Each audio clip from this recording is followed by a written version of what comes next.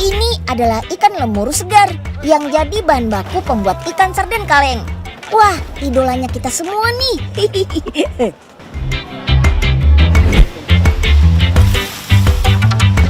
Setiap harinya di pabrik pengalengan ikan ini ada 10 ton ikan lemuru segar yang diolah menjadi sarden. Ikan-ikan ini akan dibersihkan sedemikian rupa. Bagian kepala, isian perut, dan buntut ikan dipisahkan dengan cara digunting. Jadi yang dipakai cuma daging badan ikannya saja deh. Ikan kemudian dicuci sambil diputar dengan air mengalir. Sisik pada badan ikan juga ikut dibersihkan dengan cara ini. Ikan yang sudah bersih siap dimasukkan ke dalam kaleng. Dalam satu kaleng bisa berisikan 5-6 daging ikan lemuru loh, tergantung berat dan ukurannya.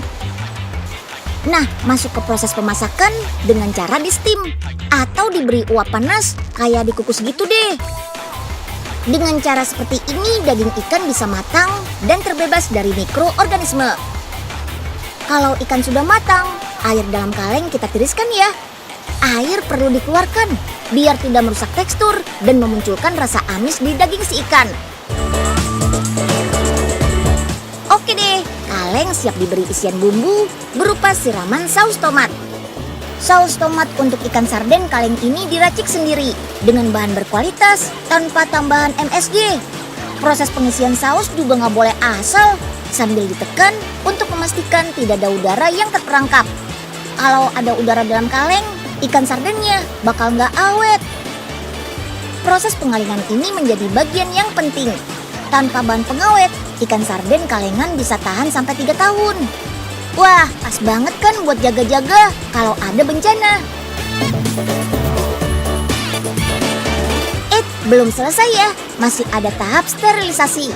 Tahap ini memastikan semua bakteri mati dengan cara dimasak dalam tungku tertutup yang diberi tekanan uap panas.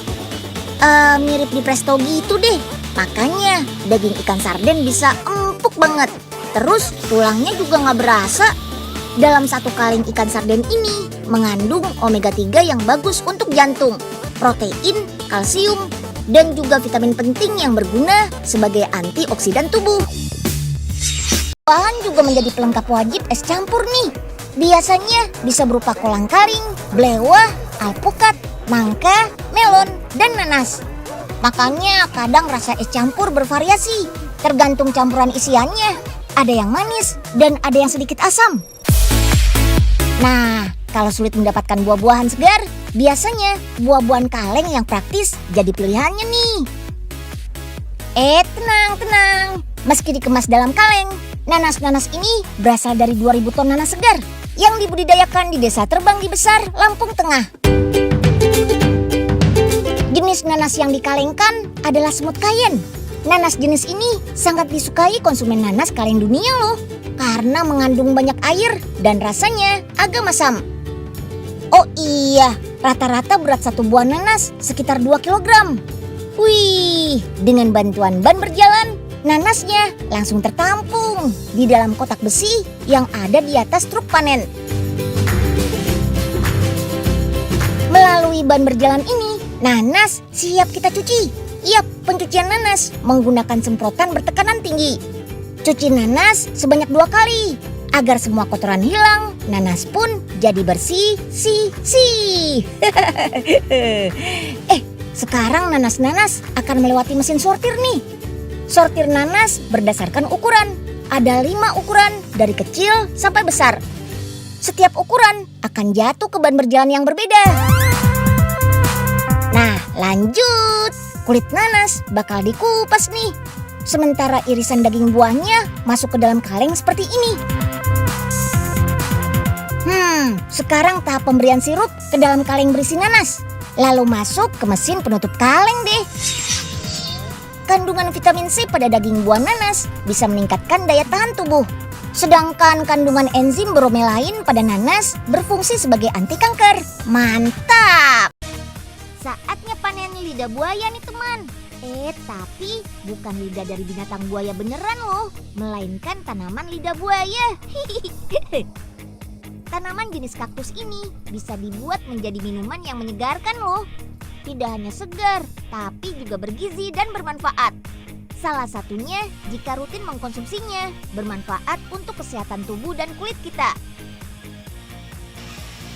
Nah, di kawasan Pasuruan Prigen, Jawa Timur, ada pabrik pembuatan minuman kaleng lidah buaya loh.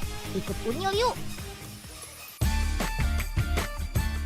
Setelah proses pensortiran, cuci dulu lidah buayanya. Yang bersih ya, Bu. Kemudian masukkan ke mesin ini nih, yang akan mengupas bagian kulit dari lidah buayanya. Sehingga hasil pemotongan tinggal dagingnya saja. Lidah buaya sebenarnya tumbuhan asli asal Amerika, yang satu keluarga dengan kaktus. Tidak semua jenis lidah buaya dapat dikonsumsi dengan aman loh. Ada juga yang beracun. Jenis lidah buaya yang dipergunakan untuk minuman segar yakni Babanisis, yang bisa dikonsumsi secara aman.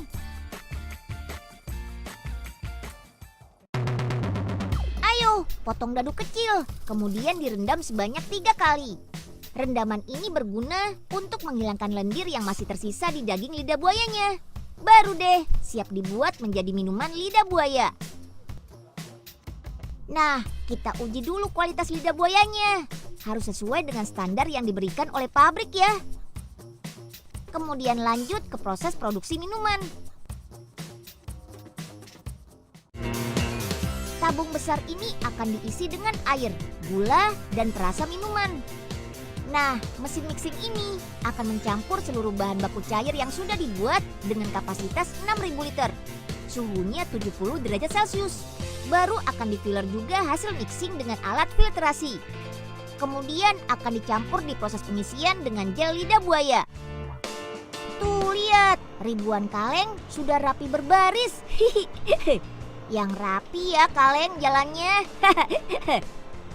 Mesin ini akan membawa ribuan kaleng ke bagian can wash atau alat pembersih kaleng. Pembersihan kaleng menggunakan air dengan suhu 90 derajat Celcius. Ini gunanya untuk membunuh kuman yang ada di dalam kaleng. Kaleng ini akan dibawa dengan sabuk berjalan ke mesin filling ini.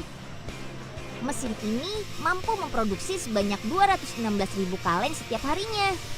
Nah, di mesin filling ini, gel lidah buaya dan air tadi akan dimasukkan ke kaleng yang sudah bersih. Prosesnya cepat loh.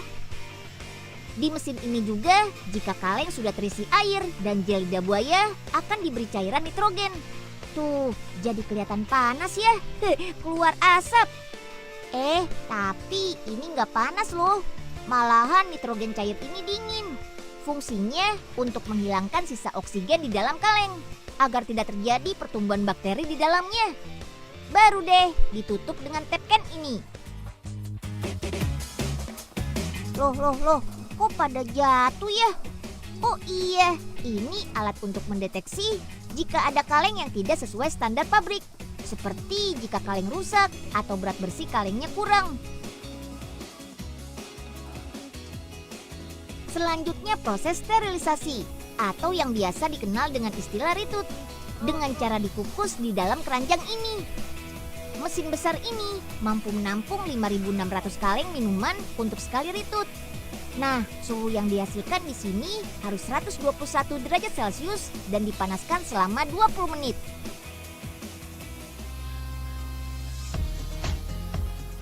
Nah, setelah selesai, baru dikeluarkan dan ditransfer ke proses packing. Wah. Wih, ibu-ibu ini cepat banget ya packing minumannya. Semangat ya ibu-ibu. Memang saat selesai olahraga, minum minuman yang sehat dan segar paling nikmat deh. Apalagi minum minuman lidah buaya. Badan jadi segar, kulit pun jadi semakin cantik. Wih.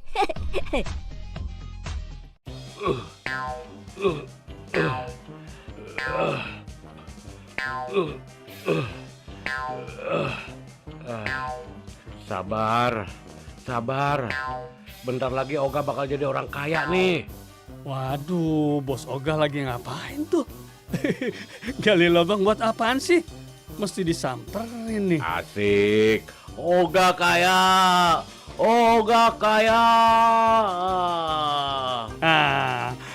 apaan tuh, Bos? Oga kaya, Nyeng. Oga kaya. Kita kaya. Asik. Kita kaya ya, Bos. Orang kaya, orang kaya, orang kaya. Kemon, Nyeng. Kita cabut. Nanti ada yang lihat lagi. Kemon, Bos. Si Unyil. Yuk kita kemon.